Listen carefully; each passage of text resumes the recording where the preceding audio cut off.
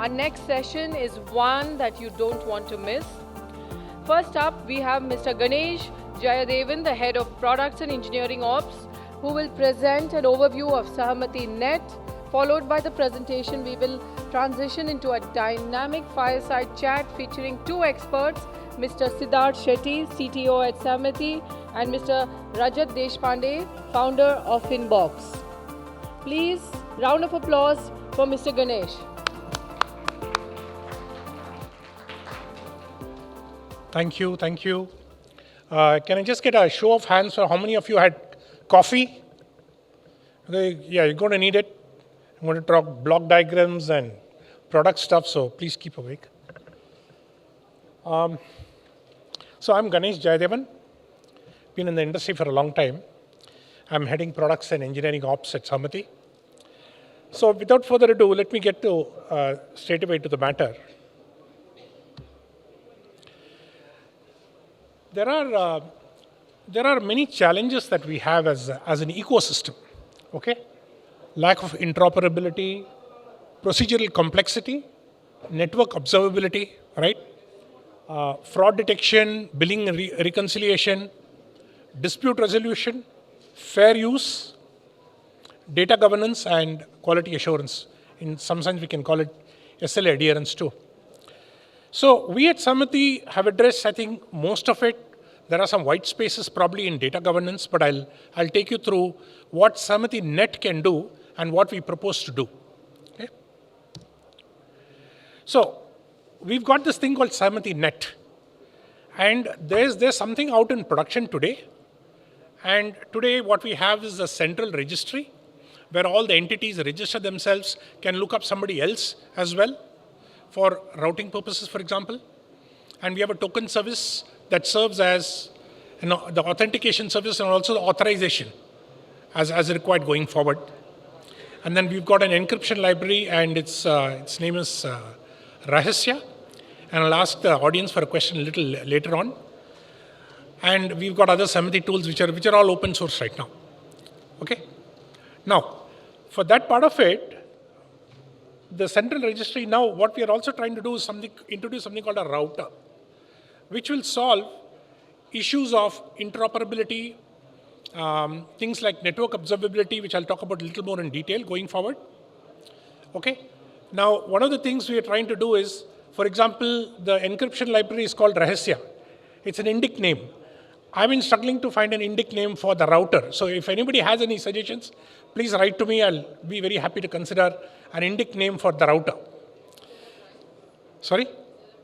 Yeah, we'll figure out a price, yes. Okay.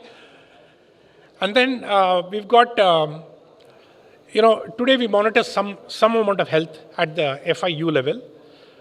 We would like to improve the health monitoring of the entire system, and that will be enabled by the router. And I'll show you a diagram that shows how that's possible. And there is some amount of MIS reporting as well in terms of the number of consents and the number of data requests that are going in and so forth. We'd like to strengthen the whole thing so that we strengthen the entire ecosystem. And that can be enabled by something called the network observability. And today we have partners who do registration for us, application certification for us. And we are expanding SahamatiNet to have an API and a repository of fair use case templates. We're also thinking about how to do billing and reconciliation for the entire system. That's a proposal that we will take out to the entities, get your input, and then try and formulate a model that we can all use together, right? And we're also looking at something called a self-onboarding portal, which makes the onboarding process a lot simpler than it is today. Today, it's a lot about email exchanges, back and forth, and so forth. We'll actually try to provide a consistent UI with the necessary flow and approvals, etc., so that we can onboard entities fairly quickly. I want to focus on the router and socialize this idea, and I would really encourage you all to, come back to us with your suggestions, questions, concerns, because I think this is a crucial piece that can really help the ecosystem. Today, what happens is, we've got the FIPs on top, and we've got the AA layer in the middle, and the FIUs at the bottom. Okay, in just as a diagram. If you look at it, the top part, the top two parts, is actually an L into M problem. That is, you really need business agreements from every aggregator to every provider, information provider. And at the bottom, you need agreements between every AA and a user. It's actually a very complex problem. And if you say a contract lasts for 3 years, you've got to go through the contract cycle again with everybody, right? So that's one thing. And the L into M and M into N problem is also technical. You still got to maintain if you're a new aggregator, you still have to get your integrations done. And if there are any upgrades to be done, API changes to be done, those upgrade cycles are, I would guess, and I'm from the technology industry, I've been in telecom for 30 years, and those upgrade cycles take a long time. So we are proposing something what we call as a router, and it looks something like this, right?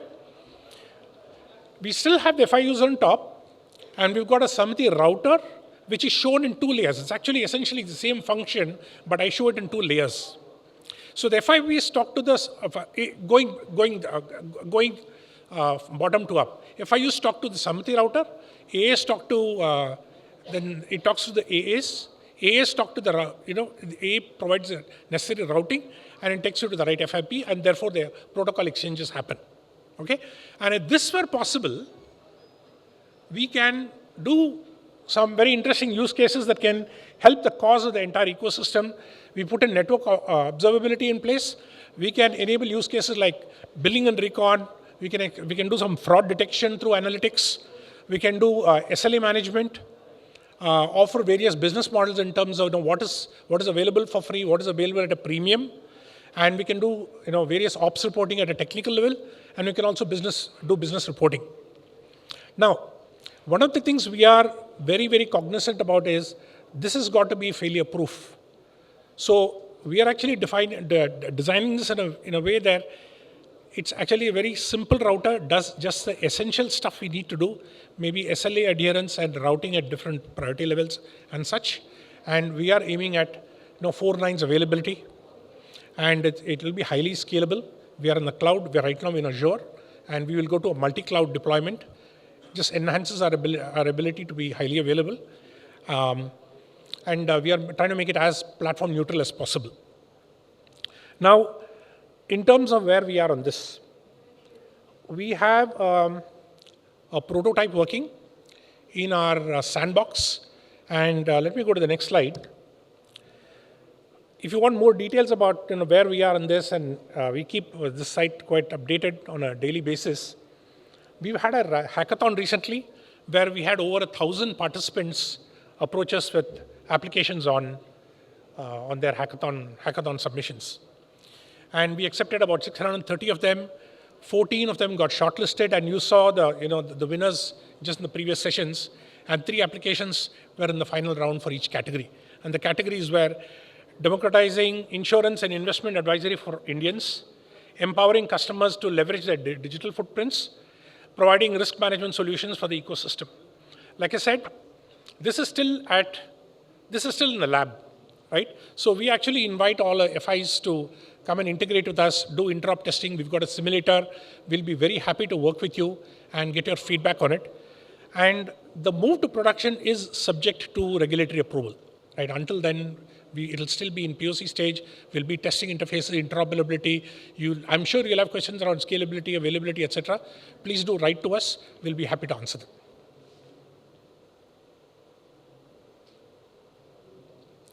If you have any questions, either I can take it or Siddharth can take it in the fireside chat.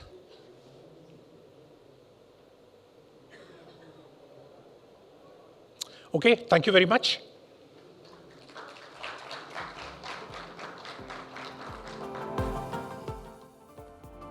Please welcome Rajat and Siddharth for the fireside chat.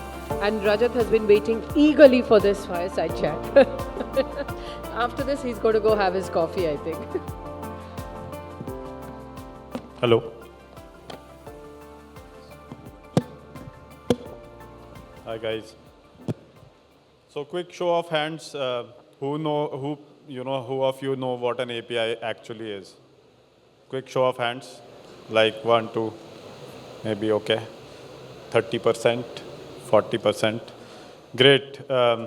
people, sort of from the, how many of you are from the TSP side?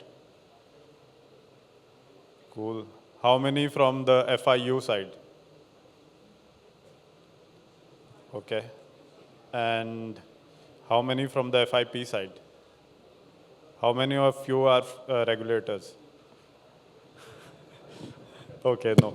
So, cool. Thank you so much, for coming to this super interesting topic, maybe the most interesting topic at Samvad this time. And, we just want to, we've been sort of course, looking at SahamatiNet from various angles and trying to figure out how it fits in our worldview and our ecosystem overall. But we felt that, overall, we should hear from Siddharth, who's been working on this in terms of what the goals are, what the challenges are, what is it that, what is specifically the problem statement that this solves for each of the stakeholders in the ecosystem. And then if we have time, we'll sort of touch some more interesting contentious topics about economics, how this will work, etc., as we go forward. And we'll sort of maybe take some questions if there are, in sort of this entire discussion. And I think we'll keep it towards the end. So I'll say maybe the last 2 minutes, and we can take it from there. But, even before this, I'll just quickly introduce myself. I'm sorry, I should have done that before I started to sort of ramble about this stuff. So, I am one of the co-founders of Finbox. Finbox is a TSP in the account aggregator ecosystem. And we do a bunch of things around, multi-AA switch, etc. And we've been part of sort of the conversation at Sahamati in various sort of steer codes, etc. And we know a little bit about what's happening. And that's what sort of led the Sahamati team to decide that I was the person to do this, on this side, on the stage here. And yeah, Siddharth, of course, can talk about a quick intro. Most likely you'll know who he is, but yeah, we'll let him sort of do this. Sure, thanks Rajat for this. And hey everyone, I'm Siddharth Shetty, co-founded Sahamati along with Mahesh, currently serve at its CTO and also co-authored the account aggregator technical standards. Super. So quickly, Siddharth, can you sort of give the people a flavor of what are like the top 3 or 4 problems that SahamatiNet sort of is trying to solve, and what sort of led to crystallization of this idea? If there is just one incident, or what sort of led to saying that, okay, we want to solve this now via technology, not through say some other ways, or doing some agreements or SLAs, etc., but through technology and the product that you're building? Yeah, that's a very pertinent question. I mean, fundamentally, the 2 problems SahamatiNet aims to solve for is interoperability, because today the ecosystem is quite fragmented between these N-to-N connections, and the creation of a common source of truth. And the reason why a common source of truth is important is because whenever you think about, as this ecosystem starts to scale, right? Today it's doing 8-9 million, single-digit number of consents a month in the millions, so about 8-9 million consents a month. As we expect that to hit about 100 million consents a month, which is the next milestone that we're working towards, then SLAs become extremely important. But if you need to put in place SLAs, you need to have the ability to monitor whether entities are meeting those availability requirements, those performance requirements, those latency requirements. We often hear about economic incentives, and as the committee arrives at a consensus on what the right economic model is, how do you implement that? How do you actually arrive at what are the billing units, billable units, make that happen? All of that comes back to requiring a common source of truth. And today across the ecosystem, we're often spending weeks running around between Excel sheets to try to arrive even at a common picture of the truth. Right. So fundamentally, SahamatiNet aims to solve for the interoperability challenges. So it's a unified network across the 600 financial institutions. And second, solve for common source of truth, which allows for all the key network services that are important as the network matures to come to life. I'll briefly touch upon why we felt, to your question, a technology intervention was necessary. In fact, our view for the longest time was we felt a technology intervention wasn't required. So we actually debated against this very point. And in quite a few, even public forums would be found saying, no, this is not an issue. We don't need to intervene technologically. Because for a long while, what we believed is as long as we had a protocol and the protocol was interoperable as per the Revit specs, that should be sufficient to drive interoperability. And at a pure technical level, if you ask that question, yes. FIPs, AAs, and FIUs at a protocol level are interoperable with each other. But moment you get into the next order of operationalization, that's where we realized a lot of the fuzziness came in terms of different bilateral contracts, different procedural requirements, different audit requirements, and then all these network services of people wanting to know, okay, if I'm a policy maker, what is the health of the ecosystem to drive policy action? Today we have crude reporting mechanisms that are put in place, right? So what we realized was that just purely expecting just the protocol to solve for all of this and not have any shared infrastructure, very soon we hit sort of a stalemate over last year within the ecosystem. And that's when in discussions with the governing council, we've recently formulated a technical advisory council in Sahamati, which has Dr. Pramod Varma and Professor Krishnamurthy. So discussions with them, as well as with the AA steering group and broader set of FIPs and FIUs, we realized that it's high time to actually make such a technical intervention, but that requires Sahamati to build out its operating capacity to support that, which so far was only focused on participatory governance. Cool. And is the interoperability problem most acute on the FIP layer? So there were two layers. If guys who were sort of here during the presentation earlier, there are sort of two layers. One is the FIP integration layer, there is the FIU integration layer. Could you sort of shed some light on what is like the biggest interoperability problem, say in the FIP side and maybe on the FIU side as well, as we separate these two things? Yeah, so again, I think it's very key we work backwards from how does this ecosystem reach 100 million consents a month, and once we do that, then how do we reach 1 billion consents a month? And when you think about those questions, reliability of supply is of essence, right? Because if you have no reliable supply, the rest of this is a house of cards. You can't really build anything. And so in this context, reliability of supply really comes down to the FIP side of the equation, which is the availability of FIPs across account aggregators, which has always been a core principle right from the start. But not just availability, subsequent performance of these FIPs in terms of their uptime, their response times, their data quality, so on and so forth. And so therefore, that is a critical phase one problem, I would say, that SahamatiNet aims to solve for, both technically but also procedurally. Because if you have reliable supply, then yes, it's much easier for market forces, especially on the FIU side, to kick in and accelerate and fill in a lot of those gaps. So at this point in time, the main focus is addressing reliability of supply on the FIP side of the equation. The router, that being said, routes requests and responses between FIPs, AAs, and FIUs. But our main focus is really addressing the FIP side. Right. So double-clicking on the reliability aspect, as we understand it, a lot of reliability stems directly from the implementation in the FIPs in own infrastructure, etc. as well. And then some of it might be in the network layer, etc. So does SahamatiNet also sort of solve some of the problems that the FIPs are seeing on their side? Or rather, quantitatively, how do we break FIP reliability problems into what SahamatiNet will be able to solve, what percentage, and what will still remain as part of what is actually happening, especially specifically the the sort of banks that are currently considered sort of more unreliable in terms of the long tail. So how do we divide these reliability issues that we are targeting and that we can't solve from here? Yeah, firstly, I would say the reliability issues actually extends both ways across FIPs as well as account aggregators.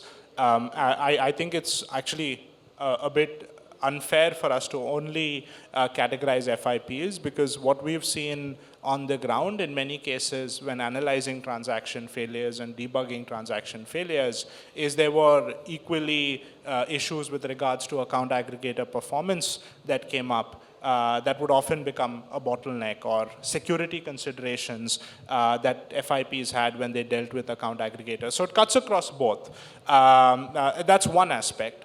The second is, again, failures will happen. How do you have the ability to quickly pinpoint what is the root cause of the failure, because then corrective action can take place. And today those cycles take many weeks. All of us are sharing literally Excel sheets amongst ourselves to even arrive at some semblance of a common source of truth. And therefore it's also very delayed. So the idea here, back to your point, is if you look at the types of FIP failures, if you had to categorize it, a lot of the failures that would happen would fundamentally be for internal reasons, core banking system and other internal timeouts they may have, etc. And obviously, SahamatiNet is not going in and solving for a CBS-related issue. That's up to banks to actually work with technology partners to address.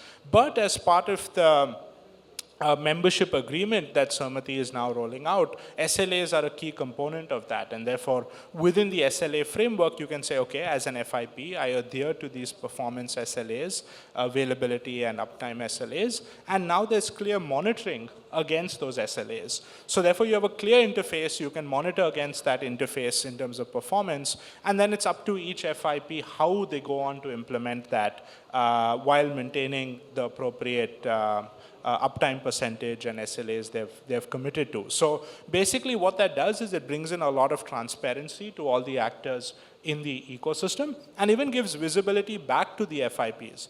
Many times we find even FIPs don't have visibility because they see different numbers from internal teams, from third-party technology teams. So how do they get their own source of truth to then take action? That's really the intent.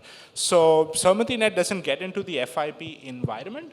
It just creates sufficient amount of transparency for them to then take action / for adherence to SLAs to be monitored, both on the FIP end, similarly on the AA end as well. Right. So given, we are sort of then trying to segregate failure modes across the FIP environment and sort of what the AAs plus the network failures sort of constitute, are we sort of then saying that solving some sort of acting on some of these failures is now also linked to the SLA sign-up of the FIPs? So is SahamatiNet rollout linked to SLA sign-ups of the FIPs in some sense? These are a staged thing. It's SLAs of every participant, every node in the ecosystem, FIPs, AAs, and FIUs. But before we can even, imagine that possibility, you need base infrastructure that allows you to have observability of those SLAs, right? Because if tomorrow we were to say, and the ecosystem had to agree on a clear set of SLAs, it would have been impossible, next to impossible, to even monitor for that, right? And so therefore, it's a key stepping stone. Shared infrastructure is a key stepping stone so that you can then arrive at that decision. But I think those will be staggered, as in it's step 1 and then step 2. Sure. And overall, I think we've only 2 minutes, so I'll ask the most contentious question of them all. How is the network price for SahamatiNet being thought of? How is it? What is the math around, or not math, what is the way the thought process is on the economics of SahamatiNet, and then ultimately in your sort of in BAU at scale, who are the parties who ultimately end up paying for it? I'm curious why you feel that's the most contentious question. Because that's coming from the ecosystem. So, okay, make some noise, AAs.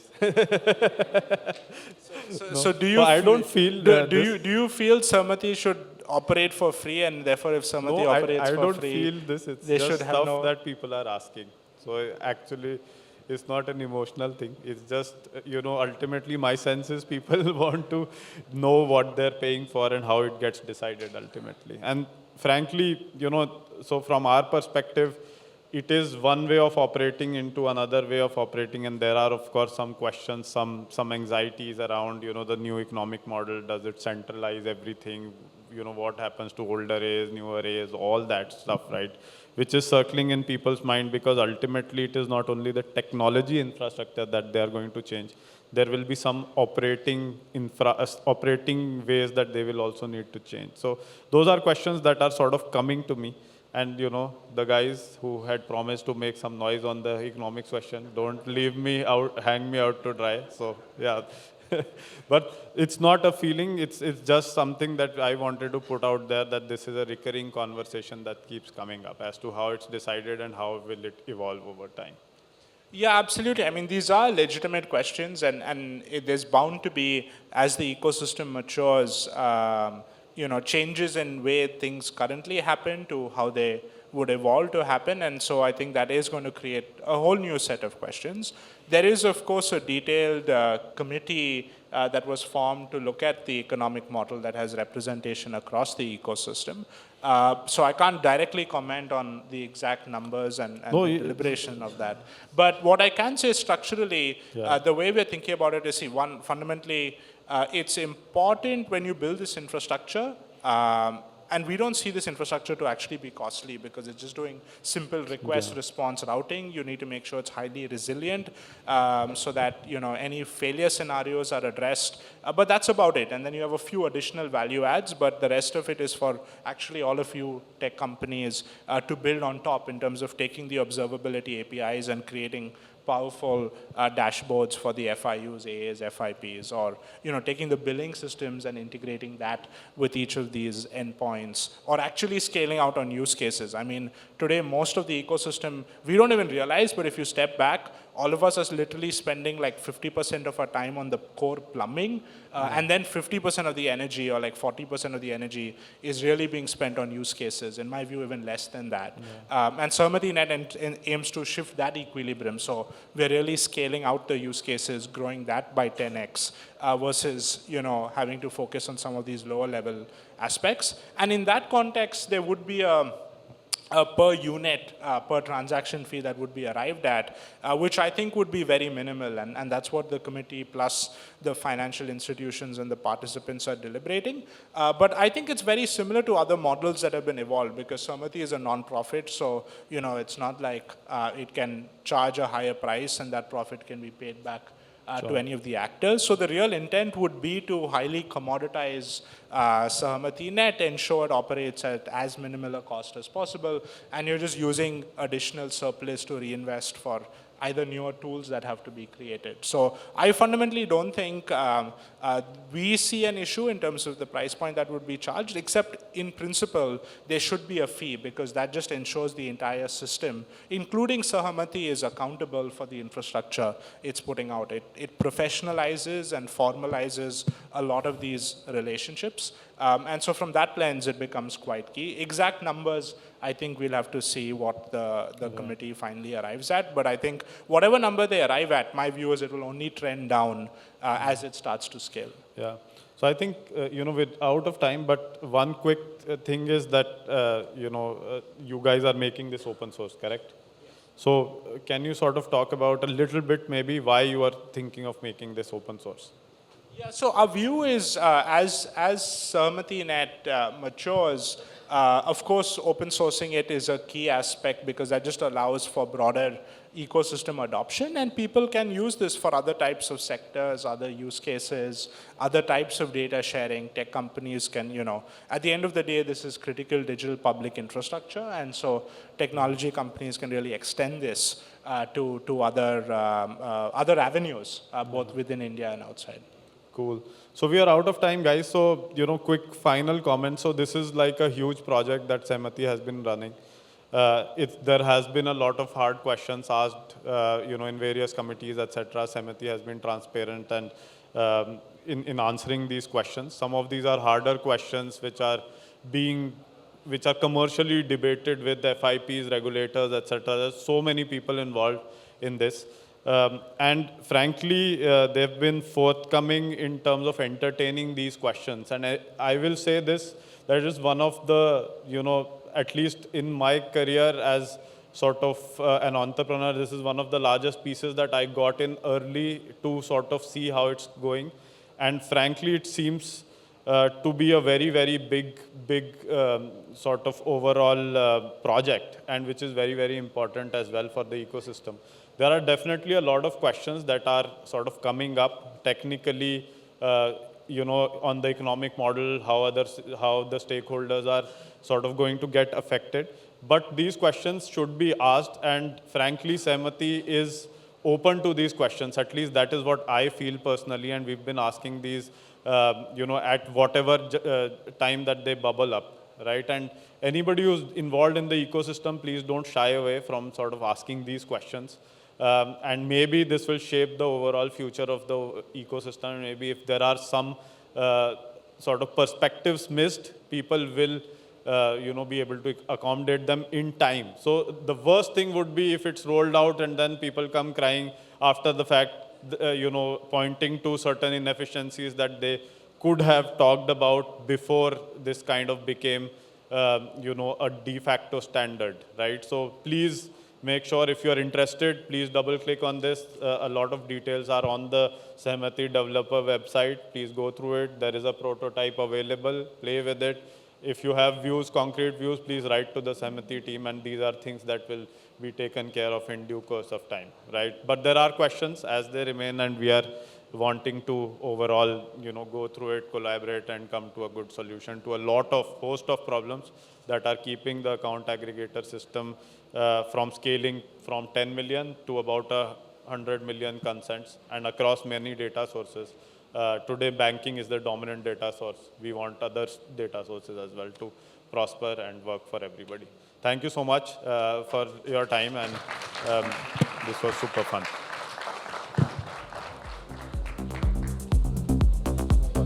Thank you, Rajat, for your patience and sense of humor. And tomorrow being elections, I like the way you asked for votes today anyway. So we're just a token of appreciation from Sahamati to you.